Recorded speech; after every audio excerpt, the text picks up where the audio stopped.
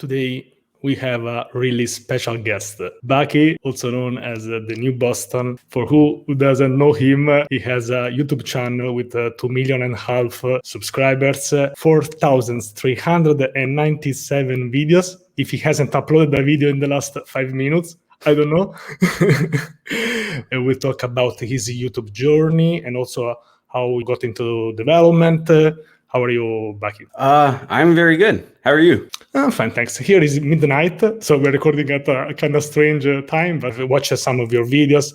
I tried to scroll to get back to your first video in the last 10 minutes, but I didn't have time because there were too many. So that must have been back in 2008, I think is when I started uploading. I actually remember the very first video I uploaded. I was probably more nervous than any other video I ever uploaded, even though back then I knew like no one was going to watch it, because back then a lot of people just weren't searching for videos on how to learn programming or learn web design on the internet. It just was something you learned in school or through books. I actually started creating that particular video because I saw another one and I just thought it was really cool that someone had a video online where they didn't have a camera and it was just recording their screen. And right now it doesn't sound that special because, you know, everyone records their screen to play games or make tutorials on programming. But back then it was like, oh, how did they do this? This is pretty cool.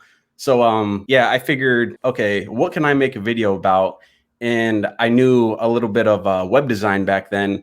So I planned the entire thing out, wrote the entire script on a little whiteboard next to my table I was recording on. And I was just so nervous going through it. I was like, oh, what if I mess up? And after a week, only like 10 people watched it. So it wasn't that big of a deal, but it was interesting. Yeah, and I really see something really interesting because I think that the most successful YouTubers that I had on my channel, they started almost everyone like this. So super nervous in front of a camera, super very shy with some problems. So maybe this is the secret. That once you get there, you don't want to go back. So you keep going. You understand that yeah, in the beginning, it looks super strange to talk in front of just an object. So like we are doing it now. So yeah, and it was because I was living with roommates at the time. So, and it was me and then 3 other people.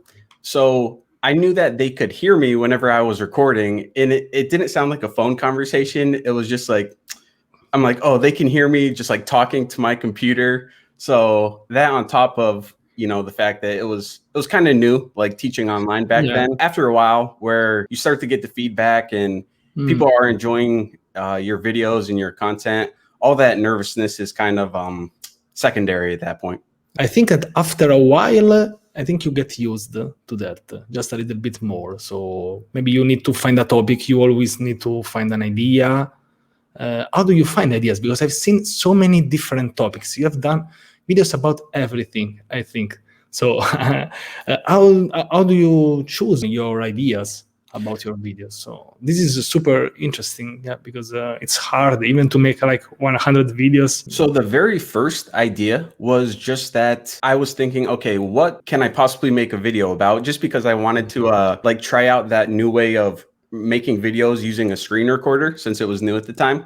And then I figured, okay, I know web design. So I put a couple web design videos out there. And then after that, people started asking, okay, you are teaching web design and these videos are great, but could you teach JavaScript as well, or CSS, or just things related to web design? So the first ideas for future series actually came from the audience. And of course, there were some things that they suggested, like Flash, where I wasn't familiar with. So I couldn't really make a video about that at that time. But it was kind of a mix of really just listening to the audience and understanding what they wanted. And also, I like the idea of each of these videos, these series like JavaScript and CSS, so on and so forth, they could kind of strengthen the web design videos as well. Because if you're interested in learning JavaScript, you're probably interested in learning web design. And then you're probably going to be interested in learning CSS at some point. So they kind of tied together. So with that strategy mixed with the feedback from the community and just my personal knowledge of what I could teach, it gave me some pretty good guidance on what to keep developing next. I really like the idea that you just say that you have just listened to your audience, listened to the feedbacks. So you have listened to people of your YouTube channel, your comments. I don't know, or also if you are also active or other social media platform, but I think it's important, yeah, to understand what really people want, what people need from you. Maybe it's also every time it has been like a new challenge for you.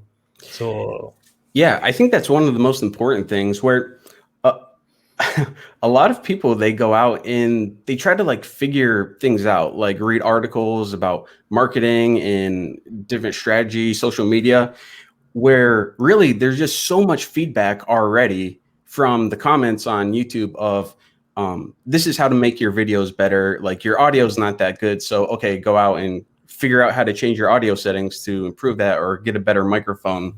Or this series is great, but could you teach this as well? In reading through all of that, it's almost like the answers are right there in front of you, where your audience is going to tell you what they like, what they don't like, especially on YouTube where no one's shy to hold back their opinion.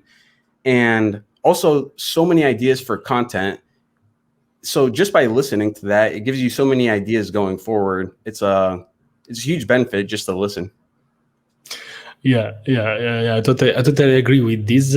But of course, one thing is to listen to feedbacks, but you have taken action from that. Yeah. I don't know which was your scheduling. How many videos did you where you used to upload, for example, for per week, or had you some schedule, something like I don't know, twice per week? Do you have like a schedule to do this, or just when you were ready, you were just uploading? So whenever I first started, I didn't have too much of a schedule because whenever I filmed and created content, I uploaded it right away. And I wasn't too much in the analytics of it. And I don't even believe they had scheduling back then. You kind of just had to upload it. Another thing is uploading was really slow. So some videos took like 4 hours to upload. So I'd upload them, go to work, and then I was hoping that they were ready. Hoping that they were uploaded after that. Because I'm like, okay, I want to record more videos, but this is going to take forever to upload. So sometimes I uploaded them right before I went to bed.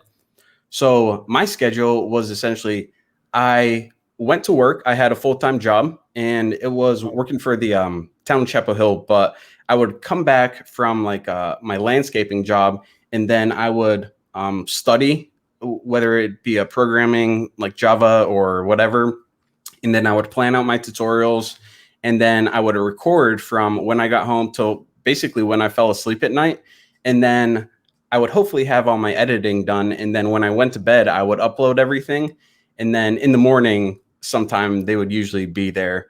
But that would be my basic schedule early on in my YouTube career. Yeah, that's great. How long did it take? Because I like to make questions about the first videos, because this also for me, the first videos were really super hard also to think about. You really don't understand. Also, you need to learn how to edit videos. I don't know if you already knew how to edit videos before uploading on YouTube. For me, for example, it wasn't.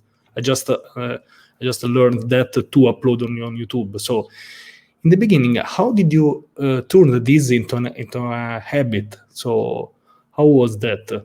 Can you remember that? Because it was some years ago, maybe. Yeah, back then I didn't know how to.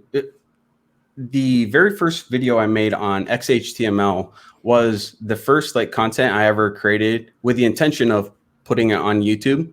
And at that time, I didn't really know how to edit.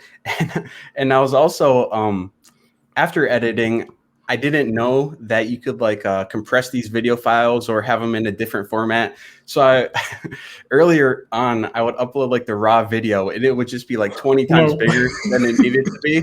So a lot of lessons learned early on, but I can't even remember how I learned editing. Maybe there's some tutorial that was built into the software or to look online. But there was definitely not any videos on YouTube teaching that, because all of this was brand new back then.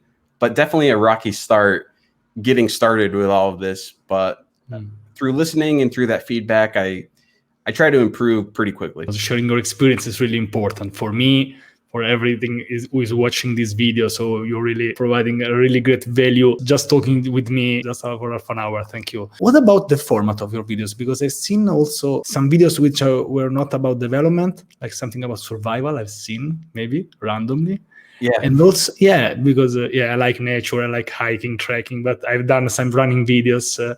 So what about the format of your videos, for example? Which is your favorite one? Have you changed? Do you like to do different formats depending on the video? I like to produce content that I know is going to be a mix of valuable to the community. And early on when there was no community, this was kind of hard to guess at. I knew that, okay, I enjoy teaching web development, and I enjoyed programming, and I enjoyed building go-karts and learning how to brew beer and going out in nature and doing this. I felt that it would either be entertaining or educational or informational to the viewers, and also enjoyable for me to make, because whenever I'm enjoying making a video, I think that's when I produce my best content. That's kind of the blend of where me and my personal experience and my background meet the community, and how to decide what content to produce from there. And as far as the actual format, I think this has actually changed over the years, but it seems back then, with the limited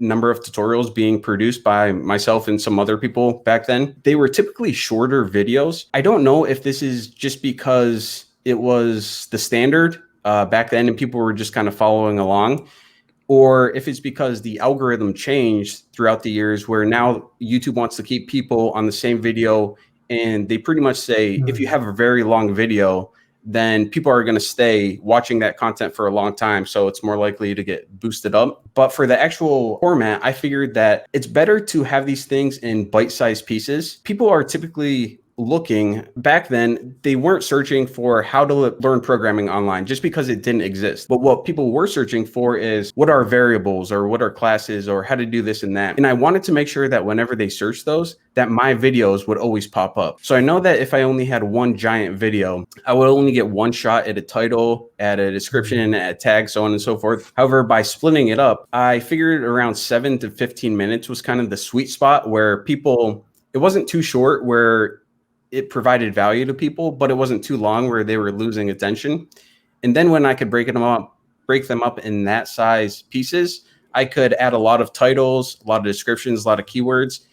And I was really big on SEO. I didn't even know what was called SEO back then, but I knew that whenever you started typing like Python, that those auto suggestions would pop up with Python variables. So it's like, okay, people are searching for Python variables. I better make a video about that. In Python classes, so on and so forth. And along with the related suggestions, all of those keywords, it was like, it's almost like I had an unfair advantage, because a lot of people uploading programming videos, they didn't really consider the SEO or how people search for the content they were looking for. And with auto suggestions and related videos and all those keywords at the bottom, it was like the answers were just handed to you on how to get your videos top ranked. Yeah, thank you. Sometimes the basic videos, so videos about, like, say, like how to create a variable in Python, they can get way more views than the super advanced concepts. Sometimes it gets less views because less people just look for dev. Yeah, that's kind of it's weird how they discover, where one, you have more people learning programming, and then over time they drop off because you have lots of beginners and then fewer and fewer experts. So that type of content is kind of heavy. And then also, in like the lifespan of learning a programming language, there are certain topics throughout that process where they're just like traditionally confusing. So those kind of get spiked up. But yeah, even knowing that whenever someone searches for a particularly complex topic that they want to learn, and they're having trouble learning it from a book, and they're going to come to my video and see it. So I guess there are a couple of things. One, knowing that there were going to be related videos next to them. And also what I like to do, to have a bunch of videos up there, like Python variables, Python classes, and then just to throw them up there, it isn't as effective as numbering them, because what people like to have is a clear path of saying, okay, after this, what should I learn next? Well, you can search online and have a million different answers. But if you have 1, Python variables, 2, functions, 3, classes, then there's a pretty clear roadmap of, okay, after this video, I'm going to go to this video and then the next one. And the entire playlist kind of acts as a progress bar. Once you're halfway through, then you just got to get to the end of it. It's almost like an achievement in a way. I think it's like watching a series on Netflix. So there are so many young developers. I think also watching this video, fresh developers. So maybe not that young, but still fresh. Or maybe they want to learn like a new language just from scratch. I like this idea of just giving the path to follow to the people that are watching your video. Of course, this is also good for you. Yes, and not only within a video too, where, okay, I'm learning web design. So after, how to make paragraph tags and then how to make heading tags, what do I do next to learn entire HTML? But it's also the bigger concepts of, okay, I'm learning web design. So the trajectory of, okay, you need to learn HTML and then CSS and then Sass or JavaScript. So it's that bigger picture roadmap to where that gets a little bit trickier, because you could be learning JavaScript for the front end, or you could be learning it for the back end. So it gets a little fuzzy there. Creating playlists and having a very nicely organized way for people to follow along, it was a big help early on. Thank you, Bucky. What about the latest videos? One of the greatest news of 2020, to be honest, to see you coming back again. So maybe one of the reasons was also I started making interviews also to maybe one day have you on my channel. So you are making my dream true. Thank you for this. This helped me. Yeah, it has been a great news. When you started over again, so the last series, I've watched some of them, but can you talk about those videos? For example, now, how do you feel now? I guess it was around 4 years. I'm not sure of the exact date, but I never really planned to have that gap or stop making videos. It was just that I was moving at the time, so I had everything packed, and when I unpacked, just a lot of changes for me in a different career, and I never really got back into the swing of things until recently. Probably less than a year ago is when I made that Hello World video, because I found out something about the blockchain where we could speed up the transaction time. It was a project that I was working on with some of my coworkers, my colleagues. We got to a point where it was ready to kind of announce to the world. That's been going really well. It's been keeping me very busy, something we've been developing with the New Boston community. This is great. Yeah. And the videos that we're creating now it's kind of the same old path where what we did is on Twitter, we asked what videos, or I believe the question was, what would you like to learn in 2021? And we got a ton of answers. We analyzed it. And one of the first ones was Docker. Python was up there, which was surprising to me, because I figured I already have a lot of Python content out there, but yeah, I guess people want more Python. Blockchain was up there too, which I was happy to see. Knowing what the community wants and what they're interested in, and of course my skills, where there's some things I just don't know that technology, so I can't teach it. We'll probably seek other people to see if they're interested in creating content for the channel. But it's really, that is our main guide, because we want to give the people what they want, the content they want, what information they want to learn.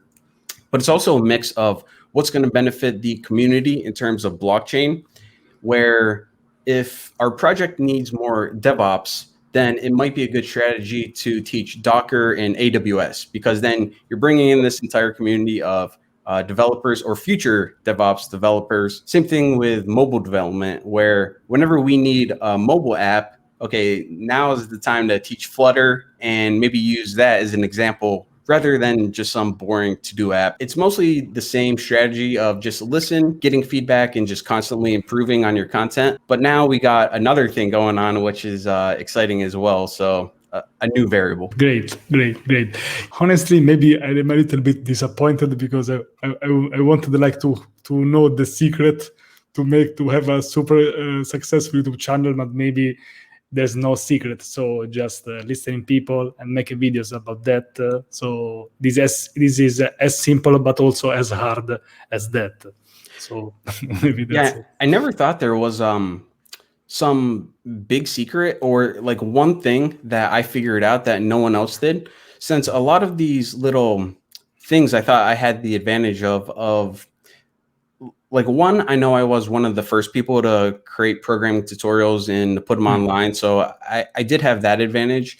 Another thing I was taking advantage of SEO in including those juicy keywords in my title and description when a lot of people weren't. And another big that I saw of all of the feedback, I really found the negative feedback the most valuable, because I figured the positive feedback is great and it keeps me going and motivated. But it's almost like going to your grandma and saying, okay, can you give me some feedback on this video? She said, everything's great. It's all perfect. Okay, that's nice. I feel great, but it's not going to help me produce better content in the future. Where on the flip side of it, if someone's just being an idiot in the chat and saying, hey, your microphone really sucks, this audio is terrible, you can like ignore them, you can block them, or you can look at that and say, okay, what is wrong with my audio? Why isn't it as great a quality as it could be? Do I need to go buy a better microphone? Is there something wrong with my settings? So all of those negative feedback is actually the most useful, even though it sometimes isn't so nice. Maybe a mix of them would be nice. I had some people who just started a YouTube channel and now he's close to 100,000 of subscribers, and his first comment was a super mean and bad one. So that's a bit unlucky, to be honest. But I also think that I think that to be a content creator, you need to have really a thick skin. Yeah. So you need to be ready to everything, because you are exposing yourself. If you say something, if you record something maybe wrong, if you say a wrong sentence, someone will comment with like, you said the wrong thing at that minute, exact that sec. Yeah, you need to be prepared, I think, for that. I'm sure that this happened to you. I don't know if this isn't even a question. Yeah, but we can talk about this if you have something that you want to talk about. Yeah, it's almost like when you're programming in a job and you write some code, you put it up for code review, your manager or maybe a few people on your team, they'll see it, give you some feedback. But whenever you're writing code and putting it on YouTube with 2.5 million subscribers, that's 2.5 million people who are going to criticize your design patterns, your variable naming, your basically your editor, the way that you type. What's cool about my channel is I found that the more I was just myself, that the more successful the videos were. I guess they felt authentic. I was just kind of hanging out and making videos that I enjoyed making. But whenever I had a mistake or I had a typo, I'm just like, oh, you actually need to include that typo or the code won't work. Just like joking around. And so I think it's it kind of has that benefit as well, where it's not so dry like a college lecture of, okay, learn this, then learn this, learn this. It's more of just hanging out, writing code. And if you make a mistake, then hey, that's cool too. Learn from it. Yeah, and I think that if you're really a great YouTuber, you can also turn this at your advantage. That you can also catch the attention of the people watching. So you say, okay, let's watch this video. Let's see if he makes some mistakes here. So they are there just for that. So if they already know that that's perfect, I don't know. Sometimes maybe with a video with some problems, some typos. Yeah, sometimes it could also work better. Maybe people feel that. They feel that we are human, so we make mistakes. We take notes, of course, to create this kind of content, this kind of videos. I think some of that's useful learning too, because sometimes you make mistakes and you don't know they're mistakes until you go back and you read the comments. Other times you make mistakes, like you wrote a bit of code and it caused a bug. Instead of editing that out, it's sometimes useful to go and say, okay, where is my bug? And this is how I check. I look at the stack trace and go up to this element, look at this line. It's useful because everyone learning, they're going to have bugs in their career or background is learning programming as well. So they're going to know need to know how to debug it. So yeah, not all that bad. Yeah, exactly. And I think that if they had that exact same bug, you are basically saving their lives. Which has been your favorite video? Which is the favorite video of your channel, or the favorite videos? I think as far as programming tutorial goes, I would have to say my Java videos, those have received some of the most views. I think like last time I checked, the very first one was like 5 million on how to install Java. Like, wow, that's a lot of people who I helped install Java. Oh my God. Just imagining that. And I like that because it was, for some reason, and I'm not sure, but you never want to create a video where you just explain what you know, because it's better to kind of look at things from the perspective of a beginner and say, okay, I can talk about classes and inheritance and this and that, but they really don't have that context or the understanding. So it's better to put yourself in their shoes and look at the concept from their perspective and explain it in a way that they can relate to. So I thought that the Java series had a lot of difficult concepts like inheritance, polymorphism, and also some simple ones. Well, I say simple looking back on everything now, but just like classes, like what is a class? Why would you use it? Why not just use a bunch of functions all over? It seems to do the same thing. And I felt at the end of that series, I did a really good job versus my other ones of explaining these concepts, and then to see everyone's feedback of, oh, I finally get it and it clicks, and oh, I've been in university for 4 years and I didn't understand what I learned in this video. Those are some of the most motivating comments, I would say. So in terms of programming, it would be my Java series from way back in the day. However, I would say that probably the funnest videos to make were on my other channel. I think it's called, I don't even know what, I think it's called The New Boston TV or Bucky Roberts or something. I haven't uploaded a video there in quite some time, but it was just some of my vlogs with my friend Joby, where we would go around and eat cheeseburgers, or we had a little podcast where we talked about stupid stuff and, you know, back in high school. But those videos are the ones where I laugh the hardest. So those ones are enjoyable as well. Perfect. So first of all, I'll go check that video. So I was honestly asking for that, to be honest, also for people watching, but also for me. So I want to check that later. Oh yeah, and they're fun series. I like what you said, that maybe the job of a teacher is really to simplify concepts. So maybe in that case, so maybe this is why I like that you have talked about the final result, which has been like to simplifying a concept, which could look like simple, but sometimes it's really not. For example, you could know exactly how inheritance works, but explaining this to someone new. So the job of a teacher is a totally different thing. You can be a great football player, but you can't, for example, to teach to someone else. So I like what you said, to simplify a concept. So yeah, that applies a lot in university as well, where the instructors, who are the most knowledgeable people in the world about their specific field, just because you're the most knowledgeable about it, it doesn't necessarily mean that you are going to become a great teacher. And it's almost more difficult because the more you are involved in that subject and deep in the weeds, year after year after year of studying this, it becomes harder to look at things from a beginner perspective, just because you've been so deep in the advanced material, where it makes that communication difficult. Almost like you have to take a lot of steps back and remind yourself, okay, they don't know this, to explain things from their perspective.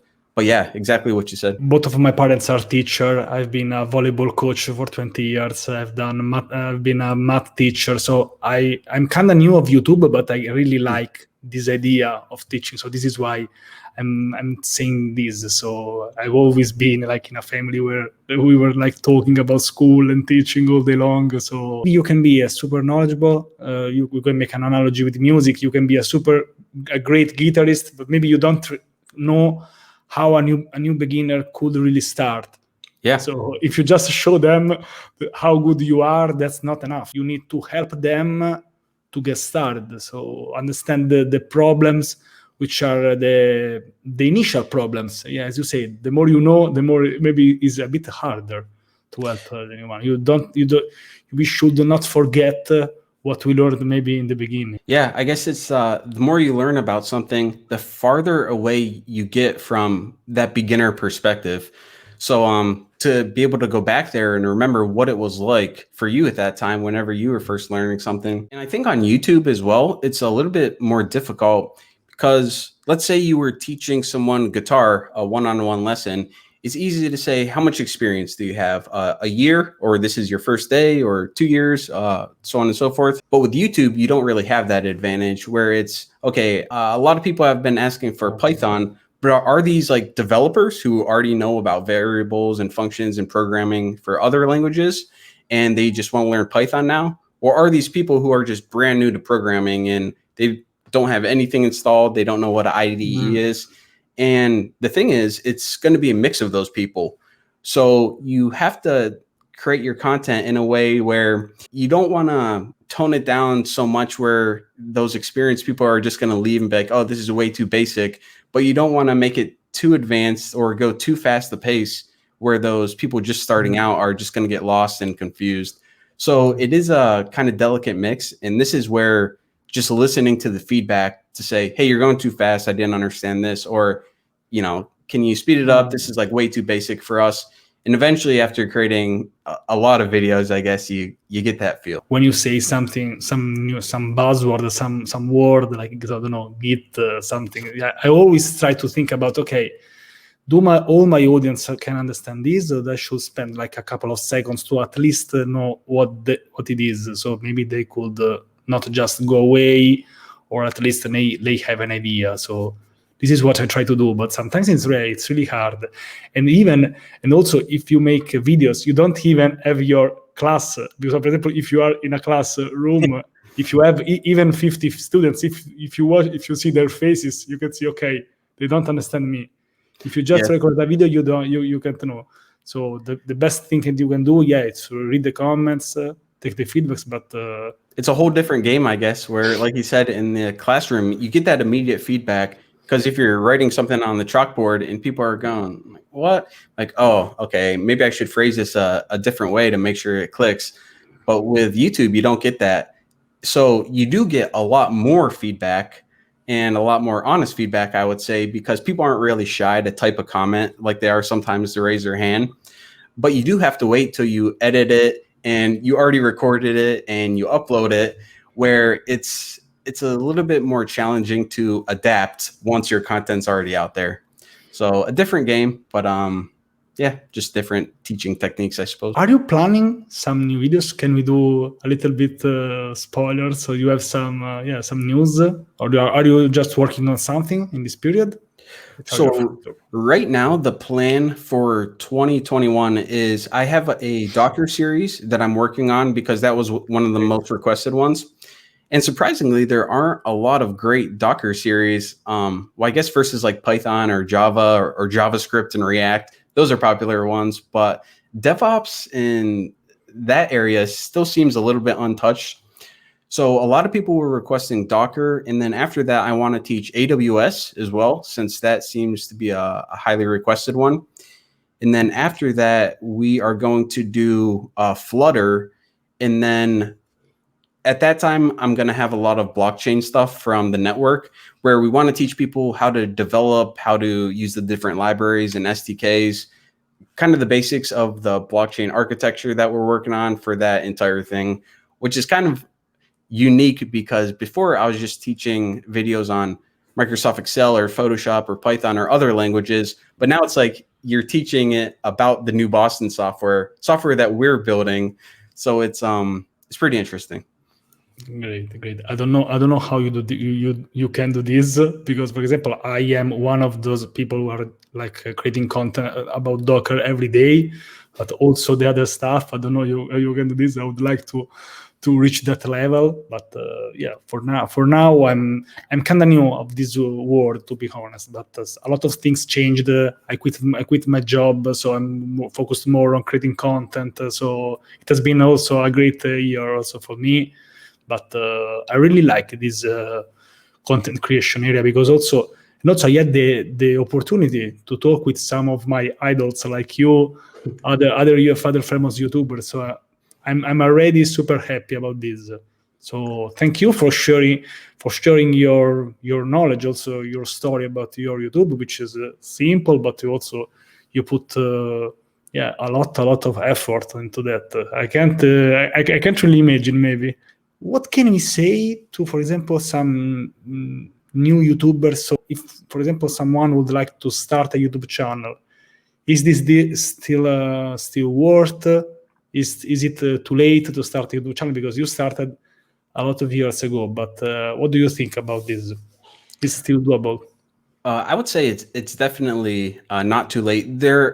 I think there's even more of an opportunity right now where it was pretty challenging back then because no one was even looking for JavaScript videos on YouTube. They're just looking for random videos about this or that, funny videos.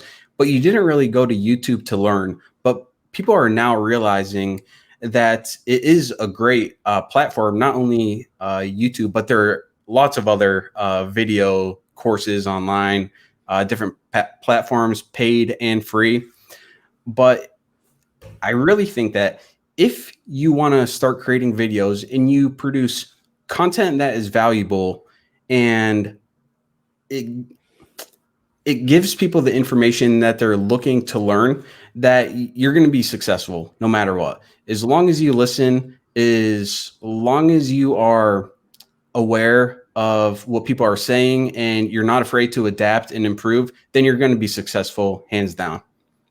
Yeah, I like the words like adapt and improve. So this is what we also do. Sometimes also it happens that you, for example, I started this YouTube channel, and and then I started this podcast, this interview series. It wasn't planned at all. So sometimes you can also create content it wasn't planned at all. So it's good, in my opinion, also to at least have a YouTube channel, at least try, and then when you have new ideas, you have a place when you can create some content about that. So that's great. This is my simple point of view, because this helped me a lot. I started like making a video call with a friend, and then I turned this into an interview series. Whenever you create content, you want to be structured enough to have a plan where, okay, I'm going to create this video series, and then after beginner, I'm going to teach intermediate, so on and so forth.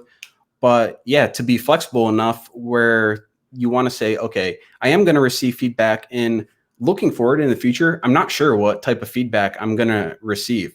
So you don't want to be so rigid where you say, I'm going to keep doing this no matter what. You want to be flexible enough where you say, okay, this is my path, but if I receive feedback about this, or I need to change, you want to be adaptive and flexible to kind of tailor to those suggestions. Yeah, to be honest, I'm a fan of what you said, because as I said, I was a volleyball coach. So if your strategy doesn't work, you need to change that. You can't just stick to your wrong strategy. So this is my point of view. Of course, this is different, but a different concept about being consistent. That's important. So you should be consistent in making videos, in creating content. But what you do should be based on the feedback of people. It should be a mix, I think. If you, for example, if you really like a topic, maybe you think maybe in the future, maybe, for example, like you are doing now for blockchain, I think. So maybe now is not one of the most looked at topics. I don't know. Maybe it could be. Maybe in the future it could be. So it should be maybe a mix of feedbacks, but also, of course, sometimes that we like. If we don't like a concept at all, maybe I would not create content about that just for the sake of creating content. So maybe a mix of that. Yeah, this the blockchain project we're working on in particular is a very interesting one, because like before we were talking about Python, where you have some expert programmers who are good in other languages and then they just want to learn Python, or some other people who are just starting out in Python, where you have this diverse audience that you're kind of communicating with. However, with blockchain, it is probably the most extreme of those examples, because whenever I put out that first video after my 4-year gap where I came back and announced this project, there were people who have been studying blockchain for years and years, and they knew all about these different consensus algorithms and these different technologies, what they were doing. And you have other people from the New Boston who were just starting out learning programming, and they wanted to join as well. And they were on the other end of the spectrum, brand new to blockchain, and they didn't even know the basics of it. They heard before, everyone did, but what exactly is a blockchain? So to create content for this, speaking to this diverse range of audience, it's more challenging than some other series. But also, what it also allows is, since we're not only building a blockchain solution in terms of like how to transfer currency or value from one person to another, but really an entire new digital economy around it, where it involves people working, and not only programmers, but designers and marketers and mobile developers as well. It's almost like this big thing where you look at the different areas of what it needs in order to be successful. We need strong developers. We need strong DevOps, marketing. We need designers to make sure that the UX is great and simple, intuitive, easy to use. So through the YouTube channel, The New Boston, you can kind of leverage that of, okay, I'm going to be educating people on topics that they want to learn, but they can also use these skills to eventually earn coins or benefit the project in this kind of way. So it's kind of cool where it feels like a really strong community, and we're all working together for the same goal. And yeah, it's just a cool feeling, big project that definitely looking forward to. Great. And of course, I wish you best luck from the bottom of my heart with this big project. I also like that you have also mentioned your team, because maybe, for example, now it's just me making videos, but I think that in your case, you need to be surrounded with people that can support you. I think that at a certain level, you need that. Yeah, 100%. It's even though there's only so much time in my day, and the project of what we need to build is, I'm never going to be able to build it alone. So to be able to go out and know that, okay, I worked with these people before and they're the best in the business when it comes to front-end engineering or design or product management, and to really choose the right people where you can trust that their work is going to be top quality content. And not only that, but you can communicate with them and work with them easily, and really just putting the trust in the community to work together and find the best way and help each other out and offer feedback. It's without the team, I would be nowhere, and this project wouldn't be anywhere close to the point where it is today. I would be lost without some of the developers and designer that have been on this project for sure. Perfect. So good luck to you and also to them. This has been really a great interview. Yeah, Bucky. Yeah, I really wish you best luck. I'm happy to have you back on YouTube, and also I thank you for sharing your tips, knowledge with us, your story about your YouTube channel. I think that we could keep talking like for at least a couple of days. Maybe we will do something, maybe an episode 2 one day. I'd love to collaborate with you, with Docker or DevOps if you want. But yeah, I think that for today, it's enough. I'm super happy about this. Please subscribe to his channel. Maybe it's a little bit bigger than mine, but everything that you share with us, especially new people, new developers. So yeah, thank you, Bucky. Would you like to say something before we close this? Oh yeah, just wanted to thank you for having me, and I agree. We can definitely look forward to doing something in the future. It was a fun little interview. It felt like 10 minutes, but see, it's close to an hour, so yeah, very cool. Perfect. Time flies when you enjoy this. When you enjoy, they say. That's right. Yeah. Thank you so much. Bye bye.